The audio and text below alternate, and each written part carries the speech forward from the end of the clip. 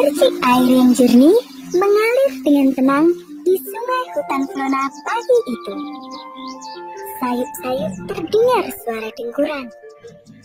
Dengkuran itu berasal dari para buaya yang sedang istirahat di dekat sungai Flona. Para buaya itu berbadan besar dan terlihat menakutkan. Lihat saja pada giginya yang runcing dan kuku-kuku yang tajam itu.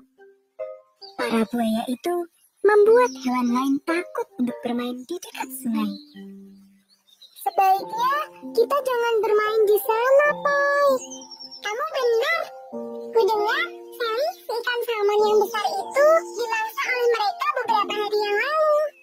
Bukan hanya si Sally, Koko, si ayam juga menjadi korban mereka. Benarkah? Lama-kelamaan para buaya itu pasti menguasai seluruh sungai. Gimana nih? Aku jadi takut nih.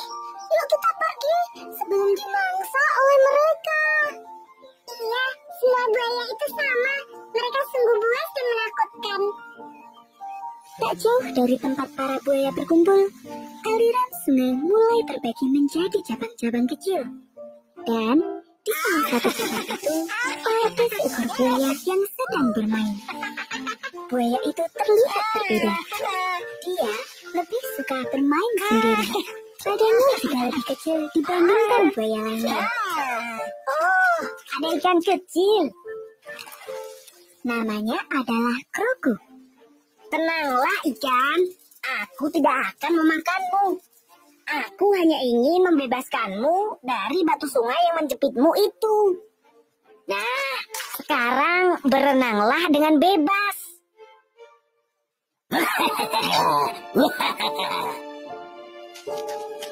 Kroko, buaya penyendiri yang tak punya teman. Kenapa kau lepaskan ikan kecil yang kau tangkap? Jika kau terus saja melepas mangsamu, kau tidak akan tambah besar. Jika kau ingin punya teman buaya, carilah mangsa sebanyak-banyaknya untuk membuktikan dirimu itu kuat. Tapi aku memang tidak suka memakan ikan. Aku hanya membantunya keluar dari batu. Hei, dengar ya Kroko, kau itu buaya. Sudah sepatutnya kau memangsa hewan lain. Jika begini terus, kau tidak akan punya teman. Bagiku, serangga-serangga kecil sudah cukup. Kasihan hewan-hewan lain jika disakiti. Terserah kau sajalah. Teruslah menjadi buaya kecil yang tak punya teman. Suatu pagi, Kota, si kambing kecil, berjalan-jalan menyusuri hutan Flona. Sepertinya aku masuk terlalu dalam. Aku tidak tahu di mana aku sekarang. Aku akan cari sungai di dekat sini dulu saja sebelum kembali. Aku haus sekali. Kota pun segera mencari sungai terdekat. Sayup-sayup, ia mendengar suara gemercik air. Kecil sungainya. Airnya jernih sekali. Segarnya. Air di tengah gunung memang beda ya. Namun, Kota tidak tahu bahwa sungai itu tempat tinggal para buaya. Dari balik semak-semak, sepasang mata menatapnya dengan tajam. Hei Codil, ada mangsa bagus hari ini. Seekor kambing kecil. Mari bekerja sama untuk menangkapnya. Saat Codil dan Broly sibuk berdua, Kroko mendengar rencana mereka. Gawat! Kambing kecil itu akan dimangsa Broly dan Codil. Aku harus menolongnya dan memberitahu kambing kecil. Tapi bagaimana ya? Broly dan Codil sudah siap-siap untuk memangsa Kota. Mereka bergerak tanpa suara.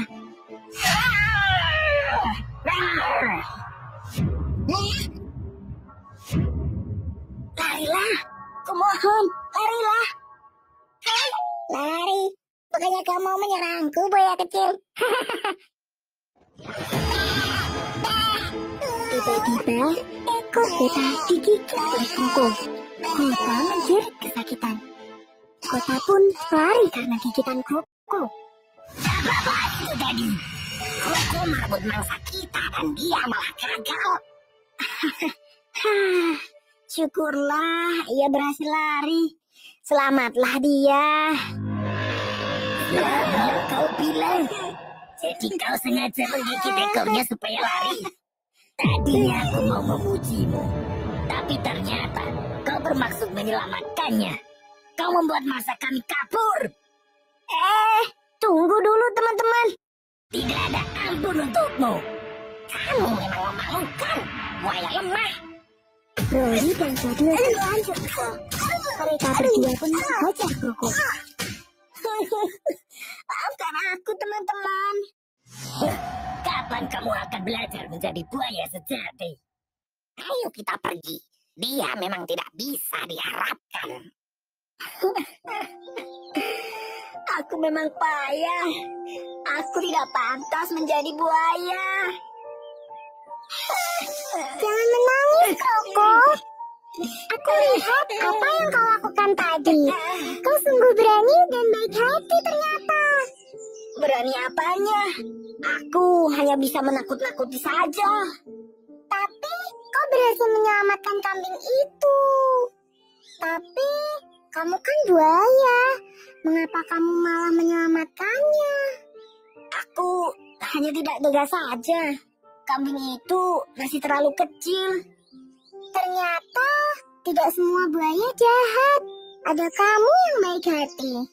Tapi sebagai gantinya, aku jadi tidak punya teman. Tenang saja. Apa kamu mau berteman denganku? Akan kukenalkan pada teman-teman yang lain. Benarkah? Kamu mau menjadi temanku? Tentu saja. Ayo aku kenalkan pada yang lainnya. Begitulah. Meskipun Kroko tidak mempunyai teman buaya, Kroko mempunyai teman-teman lainnya yang menyenangkan. Sejak saat itu, Kroko bertugas sebagai pelindung bagi hewan lain dari serangan buaya. Pesan dari cerita ini adalah, janganlah takut apabila kita telah berbuat benar, meskipun pihak lain membenci kita karena berbuat suatu kebenaran.